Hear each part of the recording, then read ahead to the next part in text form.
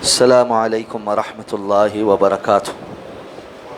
ان الحمد للہ رب العالمین والعاقبۃ للمتقین والصلاة والسلام علی سید الانبیاء والمرسلین نبینا محمد وعلی آلہ واصحابہ ومن تبعہم بإحسان الی یوم الدین۔ الحمد للہ الذی ہدانا لہذا وما کنا لنہتدی لولا ان ہدانا اللہ۔ رب شرح لی صدری ویسر لی امری واحلل عقدۃ من لسانی یفقہوا قولی۔ اللہم انفعنا بما علمتنا وعلمنا ما ینفعنا وزدنا علما۔ اللہ تعالیٰ کے فضل و احسان سے سورہ الاعراف کی آیت نمبر 17 تک ہمارا سبق مکمل ہو چکا ہے۔ آیت نمبر 21 تک انشاءاللہ آج ہم تلاوت کریں گے۔ اعوذ باللہ من الشیطان الرجیم۔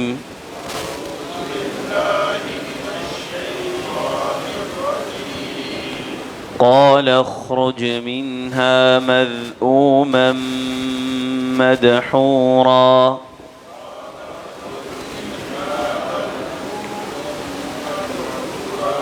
لمن تبعك منهم لأملأن جهنم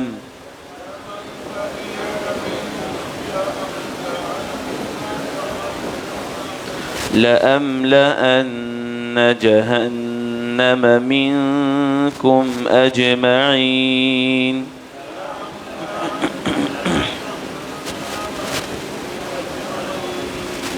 ويا آدم اسكن أنت وزوجك الجنة فكلا من حيث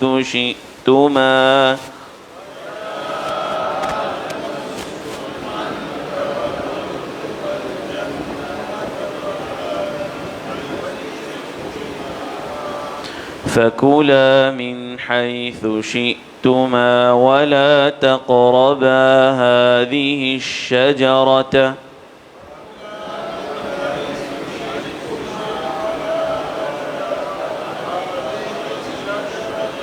فتكونا من الظالمين۔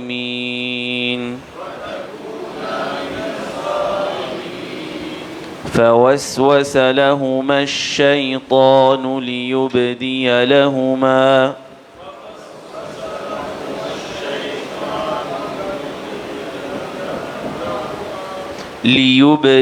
لهما ما وري عنهما من سوآتهما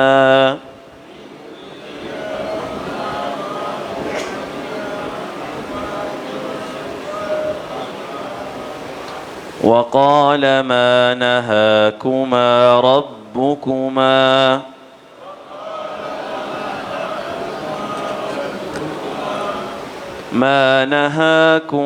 ربكما عن هذه الشجرة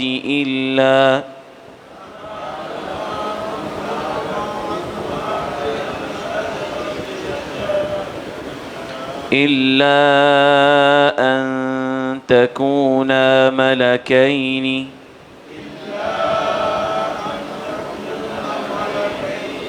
أو تكونا من الخالدين۔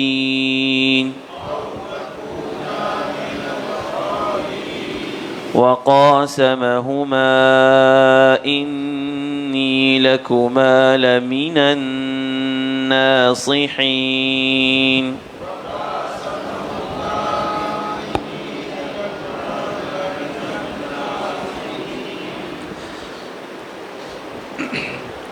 قال اخرج منها مذءوما مدحورا، تو اس نے کہا کہ تم یہاں سے نکل جا مذمت کیا ہوا اور دھتکارا ہوا۔ لمن تبعک منہم، اور جو کوئی تیری اتباع کرے گا ان میں سے، لأملأن جہنم منکم اجمعین، تو ضرور ہی میں جہنم کو بھر دوں گا تم سب کے سب سے۔ ویا آدم، اور اے آدم، اسکن انت، رہو تم، وزوجک، اور تمہاری بیوی، الجنت، جنت میں، فکلا، تو پس تم دونوں کھاؤ، من حیث شئتما، جہاں سے تم دونوں چاہو، ولا تقربا هذه الشجرہ، اور تم دونوں قریب نہ جانا اس درخت کے، فتکونا من الظالمین، تو پس تم دونوں ہو جاؤ گے ظالموں میں سے۔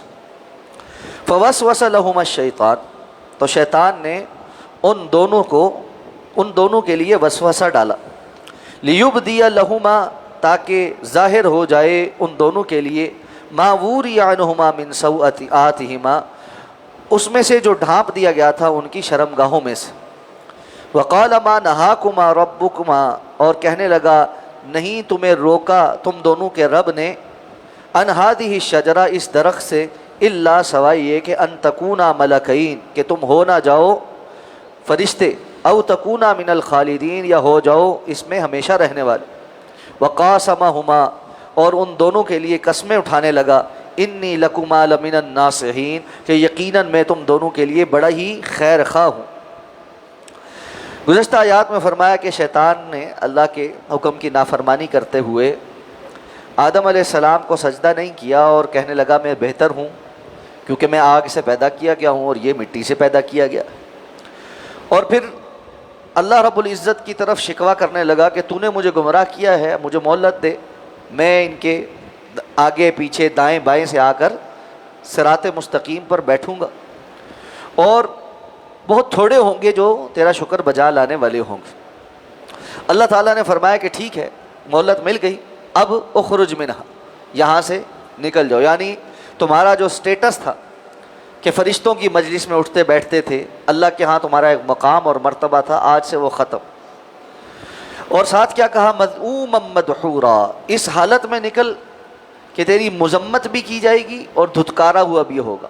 مذمت یہ ہے کہ اللہ رب العزت نے اس کے نام کے ساتھ قیامت تک کے لیے لعنت لکھ دی ہے۔ تو جب بھی ہم اعوذ باللہ پڑھتے ساتھ کیا کہتے ہیں، من الشیطان الرجیم، یہ مردود، لعنتی، دھتکارا ہوا، پھٹکارا ہوا، تو اللہ کے مخلوق جو ہے وہ اس کے اوپر لعنتیں بھیجتی ہے۔ تو مذمت ہے، دھتکارا ہوا ہے، اللہ رب العزت کی بارگاہ سے خارج کر دیا گیا ہے۔ اگر دیکھا جائے تو اس سے بڑھ کر اور کوئی عذاب نہیں، جہنم کا عذاب تو اللہ کے غضب کا ایک مظاہرہ ہے، وگرنہ اللہ رب العزت کا قرب ملنے کے بعد بندہ اللہ کی بارگاہ سے دھتکار دیا جائے، راندر درگاہ ہو جائے، اللہ رب العزت کا اس پر غضب ہو جائے، اس سے بڑھ کر اور کیا عذاب ہے، والعیاذ باللہ۔ اللہ ہم سب کو محفوظ فرمائے۔ رسول اللہ صلی اللہ علیہ وسلم جو دعائیں مانگا کرتے تھے، ان میں بڑی شد و مد کے ساتھ یہ دعا مانگتے تھے، ربنا لا تزغ قلوبنا بعد اذ ہدیتنا، یا اللہ ہدایت آنے کے بعد ہمارے دلوں کے اندر ٹیڑھ پن نہ آ جائے، ہدایت ملنے کے بعد ہم گمراہ نہ ہو جائیں۔ اور اسی لیے سورہ فاتحہ کے اندر ہمیں بار بار پڑھنے کا حکم دیا گیا ہے کہ اللہ ہمیں صراط مستقیم کی طرف ہدایت عطا فرما، صراط الذین انعمت علیہم، ان لوگوں کا جن پر آپ پر انعام ہوا، غیر المغضوب علیہم ولا الضالین، ان لوگوں کا رستہ نہ ہو جن پر آپ کا غضب ہوا اور جو گمراہ ہوئے۔ یقیناً اس سے یہود و نصارہ مراد ہیں، لیکن یہود و نصارہ کیوں گمراہ ہیں؟ کہ شیطان کے رستے پر چل رہے ہیں، وہ خود اللہ کے غضب کا شکار ہے، اور اس نے قسمیں اٹھائی ہیں کہ وہ انسانیت کو بھی اللہ کے غضب کا شکار کر کے چھوڑے گا۔ تو اللہ نے فرمایا تو یہ کہتا ہے کہ بہت تھوڑے شکر گزار ملیں گے، اللہ کو کوئی پرواہ نہیں۔ لمن تبعک منہم لأملأن جہنم منکم اجمعین، جو کوئی بھی ان میں سے تیری پیروی کرے گا اللہ تم سب کو جہنم میں ڈال دے۔ اللہ سے کوئی پوچھنے والا نہیں کہ اس نے ایسا کیوں کیا۔ اللہ رب العزت کی بادشاہی میں کوئی کمی نہیں، اللہ رب العزت کی فرما برداری کرنے سے اس کی بادشاہی میں کوئی اضافہ نہیں۔ اس لیے اللہ رب العزت کی ذات بے پرواہ ذات ہے، اللہ رب العزت کی ذات صمد ہے، بے نیاز ہے وہ، اس لیے بندے کو اللہ کی احتیاج ہے، اللہ کو بندے کی احتیاج نہیں ہے۔ تو یہ اللہ کے سامنے جو ڈینگیاں مار رہا ہے کہ اللہ تیری مخلوق میں سے زیادہ کو میں گمراہ کر دوں گا، اللہ نے فرمایا جو گمراہی پہ چلے گا تیرے سمیت وہ جہنم کے اندر جائے گا۔ اب فرمایا ہم نے آدم علیہ السلام اور ان کی زوجہ کو کہا کہ آپ دونوں جنت میں رہیں۔ جنت میں رہتے ہوئے اللہ تعالیٰ نے ان کو کچھ باتوں کی تلقین کی اور 4 انسینٹیوز بتائے۔ سورہ طٰہٰ کے اندر ذکر کیا ہے اِنَّكَ لَا تَجُوعَ فِيهَا وَلَا تَعْرَىٰ، اللہ نے ان کو بتایا کہ تم یہاں پر بھوکے نہیں ہوگے، یعنی وہاں پر کھانا کھانا بھوک کی وجہ سے نہیں، جنت میں انسان بھوک کی وجہ سے نہیں کھائے گا۔ اس دفعہ شیخ صاحب بھی وضاحت فرما رہے تھے درس میں کہ جنت میں یہ نہیں ہوگا کہ بندہ بھوکا پیاسا ہے تو کھا پی رہا ہے، بلکہ جنت کے کھانے کی اور وہاں کے مشروب کی لذت ہوگی جس کو حاصل کرنے کے لیے وہ کھائے گا پیے گا۔ تو فرمایا اس جنت کے اندر تم بھوکے نہیں ہوگے، ولا تعرا، اور نہ ہی تم یہاں پر بے لباس ہوگے، وانک لا تظمأ فیہا ولا تضحى، اور نہ ہی یہ کہ تمہیں یہاں پہ پیاس لگے گی اور نہ ہی یہاں پر تمہیں دھوپ جو ہے نا وہ تنگ کرے گی، یعنی سائے بھی میسر ہیں، پانیوں کا بھی، پیاس کا بھی اللہ نے انتظام کیا ہوا ہے کہ پیاسے نہیں رہو گے، بھوکے نہیں رہو گے اور بے لباس نہیں رہو گے۔ لیکن یہ کب تک ہے؟ ساتھ میں اللہ رب العزت نے فرمایا کہ ولا تقربا هذه الشجر، جہاں چاہو کھاؤ، پوری جنت انسان کو دی ہے، لیکن اس ایک درخت سے کے قریب بھی نہیں جانا، اللہ نے اس کو تمہارے لیے حرام قرار دیا ہے، فتکونا من الظالمین، کہ اس کے قریب گئے تو تم ظالموں میں سے ہو جاؤ۔ یہاں یہ بات جان لیں کہ اگلی آیت میں چونکہ اس نے وسوسہ ڈالا، تو جمہور مفسرین کا یہی قول ہے کہ شیطان کو پتہ تھا کہ اس درخت کے کھانے سے سب سے پہلا تو نقصان یہ ہوگا کہ اللہ کے نافرمان ہو جائے، اور سزا کے طور پہ جو لباس اللہ نے پہنایا، لباس جنت، جو عزت کا اور کرامت کا اظہار ہے، وہ اتر جائے گا۔ اور شیطان ہمیشہ سے یہ چاہتا ہے کہ انسان جو ہے اپنی عزت اور کرامت کے لباس سے باہر آ جائے، اور یہی وجہ ہے کہ وہ لوگ جو شیطان کے راستے پر ہیں ان کو بھی بے لباس ہونا بڑا پسند ہوتا، اور مغربی معاشرے جو اس معاملے میں ایک حد سے آگے نکل چکے ہیں، ان کی سب سے زیادہ جو کوشش ہے وہ کس بات پر ہے کہ انسان مادر پیدر آزادی حاصل کرے، اور اس آزادی کے اظہار کے طور پر وہ کیا کرتے؟ بے لباس ہوتے، لباس پہنتے بھی ہیں تو وہ ایسا لباس ہے جو اور زیادہ فحاشی کو فروغ دینے والا ہے۔ بسا اوقات خواتین کے اور مردوں کے ایسے لباس ان کو پہنائے جا رہے ہیں جو اگر بے لباس ہوں تو اس قدر فتنہ نہ بنے جتنا اس لباس کی وجہ سے فتنے کا سبب بنتے۔ تو اللہ کے رسول صلی اللہ علیہ وسلم نے فرمایا تھا کہ ایسی خواتین جو کاسیات عاریات، لباس پہننے کے باوجود برہنہ ہوگی۔ تو یہ فتنہ شیطان کا فتنہ ہے کہ وہ انسان کو عزت اور کرامت سے دور کرنا چاہتا ہے، اور اس کا ایک طریقہ یہ ہے کہ وہ اس کو بے لباس کرنا چاہتا ہے۔ حقیقت یہ ہے کہ انسان کی فطرت میں یہ ہے کہ وہ اپنے آپ کو لباس سے ڈھانپتا ہے، خواہ مرد ہو یا عورت ہو۔ عورت میں اللہ نے زیادہ یہ حیا رکھی ہے، لیکن مرد میں بھی رکھی ہے۔ سلیم الفطرت انسان کو برہنہ ہونا پسند نہیں ہے، سلیم الفطرت انسان ہمیشہ اچھا وضع دار لباس پہننا چاہتا ہے۔ یہ انسان کے دل کے بیمار ہونے کی علامت ہے کہ اس کو اس بات کی فکر ہی نہ ہو کہ وہ معاشرے میں گھوم پھر رہا ہے تو اس کا جسم عوریاں ہے۔ یہ فحاشی کی اندر جو انسان کے اندر جڑ پکڑتی ہے نا، یہ انسان کے بیمار دل کی علامت ہوتی ہے، وگرنہ جس دل کے اندر اللہ کا تقوی ہو وہ حیا والا ہوتا ہے۔ اور حیا کے تقاضوں میں سے ایک یہ ہے کہ بندہ اپنے جسم کو ڈھانپتا ہے۔ تو اللہ رب العزت نے حضرت آدم علیہ السلام کو یہ بات بتلائی تھی کہ تم جنت میں لباس دیے گئے ہو اور اس لباس کی حفاظت کرنی، لیکن فوسوس لہما الشیطان، شیطان نے ان دونوں کے لیے وسوسہ ڈالا۔ یہاں ایک بات اور بھی سمجھ لیں کہ بعض اسرائیلی روایات میں یہ ہے کہ آدم علیہ السلام تو شیطان کے بہکاوے میں نہیں آئے، یہ حوا تھی جو شیطان کے بہکاوے میں آ گئی، اور انہوں نے آدم علیہ السلام کو مجبور کیا کہ ہم یہ درخت کھا کے دیکھتے۔ اس کی کوئی دلیل ہمیں کتاب و سنت میں نہیں ملتی۔ آپ دیکھیں گے کہ جہاں جہاں اس وسوسے کا تذکرہ ہے، جہاں جہاں ان دونوں کے اس فیصلے کا تذکرہ ہے، تو وہ دونوں اپنے فیصلے میں ایک برابر ہیں۔ تو یہ اسرائیلی روایات سے ثابت کرنا اور پھر بائبل سے یہ لینا کہ خواتین کو جو ہر ماہ بیماری آتی ہے، ماہواری آتی ہے، یہ اس گناہ کی سزا ہے جو اللہ نے قیامت تک آنے والی ساری عورتوں کے اوپر رکھی ہے، کہ جو حوا علیہ السلام نے آدم علیہ السلام کو بہلایا اور پھسلایا تھا اس کی وجہ سے۔ یہ ساری من گڑت باتیں، ایسا کچھ بھی نہیں۔ تو اللہ تعالیٰ فرماتے ان دونوں کے لیے شیطان نے وسوسہ ڈالا اور وہ دونوں ہی اس وسوسے کا شکار ہو گئے۔ اس کے وسوسہ ڈالنے کی وجہ کیا تھی؟ لیبدی لہما ما وری عنہما من سوآتہما، تاکہ ان کے لیے جو ان کے ستر کو ڈھانپا گیا ہے وہ ستر کھل جائے۔ یعنی سب سے پہلے جو عزت اور توقیر ملی ہے وہ اس سے ہاتھ دھو بیٹھے. اب شیطان تو چاہتا ہی یہ ہے. کیوں؟ آدم علیہ السلام کو اللہ نے عزت دی تھی اور کہا تھا کہ اس کو سجدہ کرو. اس کو یہ عزت ہی تو ہضم نہیں ہوئی. وہ انا خیر من کے دعوے پہ ہے. اور ہمیشہ سے شیطانی قوتوں کا حاصل اصول یہی ہے کہ وہ انسان کو ایسی کیفیات میں لے کر جانا چاہتے ہیں جہاں اس کی عزت اور کرامت ختم ہو جائے. دیکھیں حدیث میں رسول اللہ صلی اللہ علیہ وسلم نے فرمایا تم میں سے جب کسی کو ہماسی آئے، جمائی آئے، تو وہ ایسے منہ کھول کے ہاں ہاں کر کے ہماسی نہ لے. کیوں؟ جب وہ ایسا کرتا ہے تو آپ نے فرمایا یہ شیطان کی طرف سے، اور شیطان اس کے اوپر ہنستا ہے کہ دیکھو میں نے اس کا کیا حال کر دیا، کہ اس کی حیت، اس کا منہ کھل گیا. بندے کی حیت خراب ہو جاتی. بعض لوگ بیٹھے بیٹھے ایسے ایسے بڑی بڑے منہ کھول کھول کے جمعیاں لے رہے ہوتے، انگڑائیاں لے رہے ہوتے. ان کو یہ نہیں سمجھ آتی کہ اللہ نے جو عزت دی ہے وہ اس کی مطابقت میں عمل نہیں کر رہے. اس لیے مسلمان کا اکرام اور اس کی عزت تو اس قدر ہے کہ رسول اللہ صلی اللہ علیہ وسلم نے اس بات سے بھی منع فرما دیا کہ بندہ ایسے منہ کھول کے زور زور سے آواسی لے، بلکہ اس کو اپنی اس کرامت کا احساس کرنا چاہیے اور اچھے طریقے سے جو ہے وہ اگر جمائی آ بھی گئی ہے تو اس کو روکنا چاہیے یا منہ پر ہاتھ رکھنا چاہیے. تو شیطان جو اس حد تک بھی انسان کا دشمن ہے کہ یہاں پر بھی وہ اپنی ایک بات کرتا ہے، تو کیا وہ دوسری جگہوں پر جہاں انسان حیا سے عاری کام کرتا ہے، اللہ کی نافرمانی کے کام کرتا ہے، خوش نہیں ہوتا ہو؟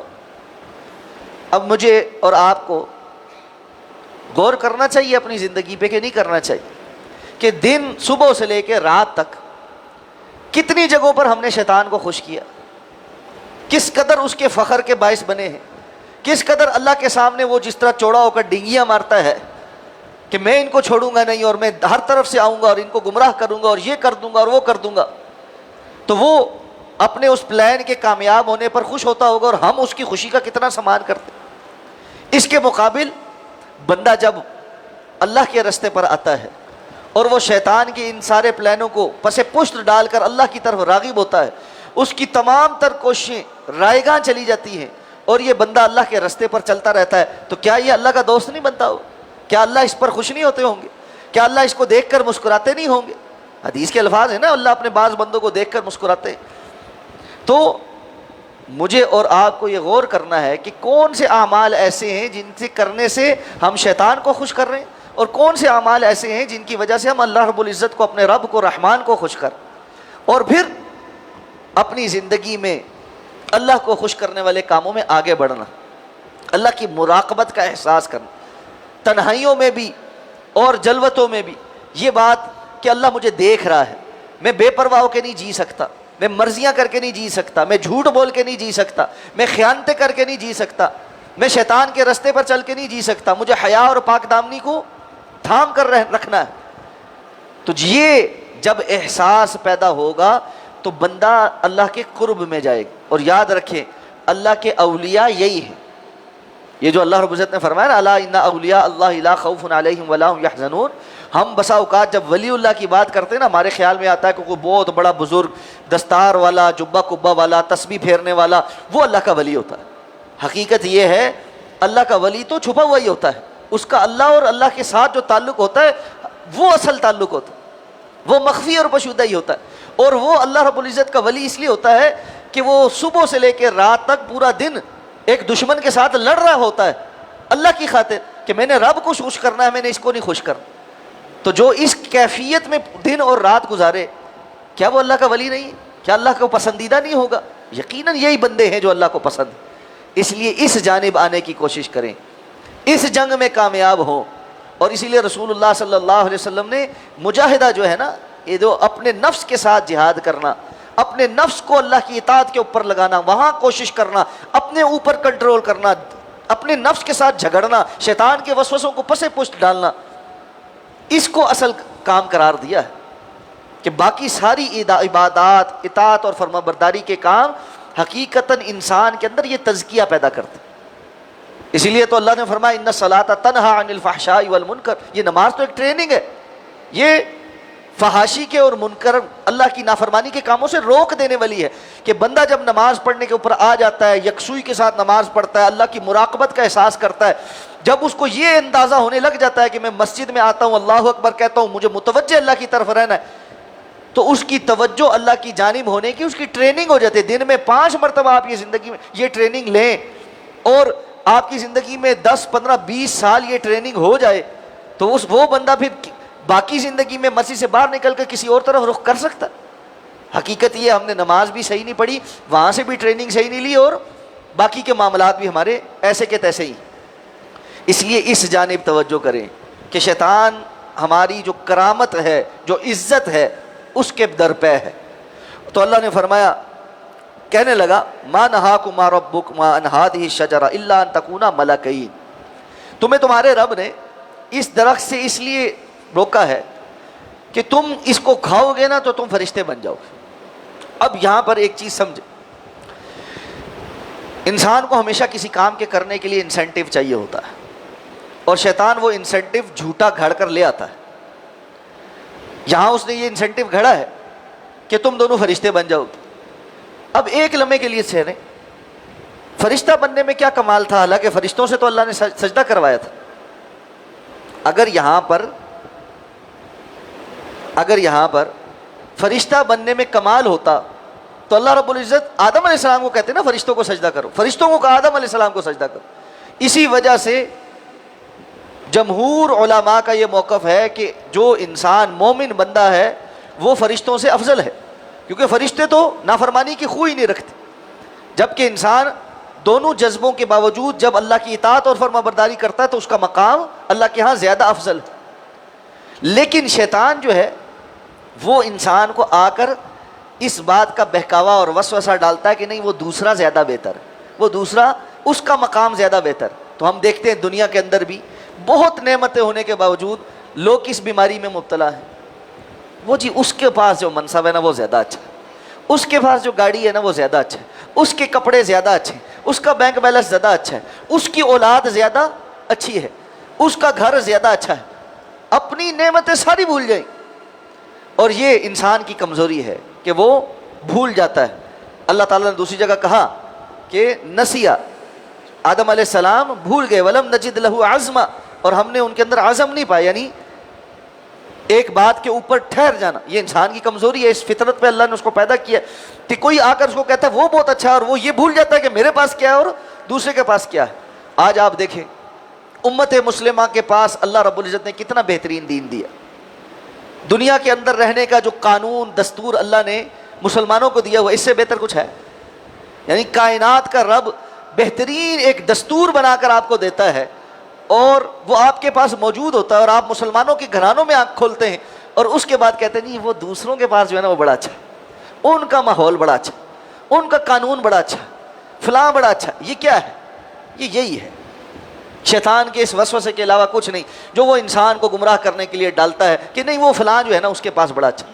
او تکونا من الخالدین, دوسرا انسینٹیو کیا دیا کہ یا تو یہ بات ہے, یا پھر دوسری بات یہ ہے کہ یہاں ہمیشہ رہنے والا وہی ہوتا ہے جو یہ درخت کھا لیتا ہے, ہمیشہ رہنا. اب یہ جو خلد ہے نا, یہ ہمیشہ کسی جگہ رہنا, یہ بھی ایک شیطانی وسوسہ. اور آپ دیکھیں گے دنیا کے اندر لوگوں کو یہ وسوسہ بڑا پڑا ہوا ہے, کس طرح عمر لمبی ہو جائے, کس طرح ہم زیادہ سے زیادہ یہاں جی لیں. اب پتہ تو ہے ایک دفعہ مرنا ہے, تو پھر اس کے لیے کیا ہے, کس طرح ہم کم وقت میں زیادہ عیاشی کر لیں. اور اب تو ایک اور وسوسہ بھی آیا, اور وہ دیکھیں کس طرح شیطان مینوپولیٹ کرتا. دنیا میں نئی ٹیکنالوجی یہ آئی ہے کہ دماغ کو لوگ فریز کرا رہے ہیں, اپنی باڈیز کو بھی فریز کرا رہے ہیں, اور بہت امیر امیر لوگ نا یہ کام کر رہے ہیں. اور کیا ہے جی کہ انہوں نے یعنی انشورنسز کرائی ہوئی ہیں بڑے بڑے کمپنیز کے ساتھ, اور جیسے ہی وہ مریں گے ان کا دماغ یا باڈی پوری کی پوری ایک کسی خاص ٹیمپریچر پر ایک انکیوبیٹر میں رکھ کر فریز کر دی جائے گی. کیوں کی جائے گی؟ ان کا یہ خیال ہے جس طرح سائنس ترقی کر رہی ہے تو ایک وقت آ جائے گا کہ جب انسان کلوننگ کے ذریعے باڈیز پیدا کر سکے گا, اور وہ جو باڈی ہوگی اس کے اندر جو دماغ ہوگا, آپ کے دماغ کی جتنی میموری ہے وہ ایک چپ پر نکال کر اس کے اندر انسٹال کر دی جائے. تو میرا جسم تو ختم ہو جائے گا لیکن میرا دماغ نئے جسم کے اندر آ کر محفوظ رہے گا. تو میں تو اپنی سوچوں کے ساتھ اور دماغ کے ساتھ ہوں نا, تو اس کا مطلب ہے میں ہمیشہ زندہ رہوں. یعنی ایک باڈی ختم ہونے پہ آئے گی, میں دوسری میں شفٹ ہو جاؤں گا, دوسری سے تیسری میں شفٹ ہو جاؤں گا, نئی نئی خریدتا جاؤں گا اور نئی نئی میں شفٹ ہوتا جاؤں گا. یہ میں کوئی کسی فلم کی بات نہیں کر رہا، دنیا میں یہ ہو رہا ہے، اور دنیا میں اس وقت تک پتہ نہیں کتنے، پتہ نہیں 1500 کے 1600 باڈیز شاید وہ ابھی تک منجمد کر بھی چکے ہیں اس چیز پہ۔ یہ کیا ہے کہ خلد، ہمیشہ رہنے کی ایک آرزو، بندہ چاہتا ہے بس میرے پاس نعمتیں ہمیشہ رہیں۔ اللہ نے اس کا متبادل دیا، کیونکہ یہ فطرت اللہ نے اس کے اندر ڈالی۔ اللہ نے کہا مقام خلد ملے گا، خالدین فیہا ابدا ملے گا، لیکن وہ اس طرح نہیں ہوگا۔ اس کا طریقہ کار یہ ہے کہ اب چونکہ ایک آزمائش سے گزر کر تم نے اس جنت کو کمانا ہے جس کو اللہ نے پہلے ویسے ہی دے دیا تھا، تو وہ کماؤ تو اللہ رب العزت تمہیں خلد دے گا۔ یہ اس دنیا میں خلد نہیں ہے، جتنی مرضی کوشش کر لو، یہ دنیا ہی اللہ نے ملیا میٹ کر دینی، لیکن یہ شیطان نے آ کر وسوسہ ڈالا کہ وہ تم یہاں ہمیشہ تب رہو گے جب اس درخت کا نا پھل کھا لو۔ اب اگلی آیات میں ذکر ہے کہ انہوں نے کھایا پھر کیا ہوا اور اللہ کی طرف سے کیا احکامات آئے، اس پر انشاءاللہ کل بات کریں گے۔ سبحانک اللہم و بحمدک، نشہد ان لا الہ الا انت، نستغفرک و نتوب الیک۔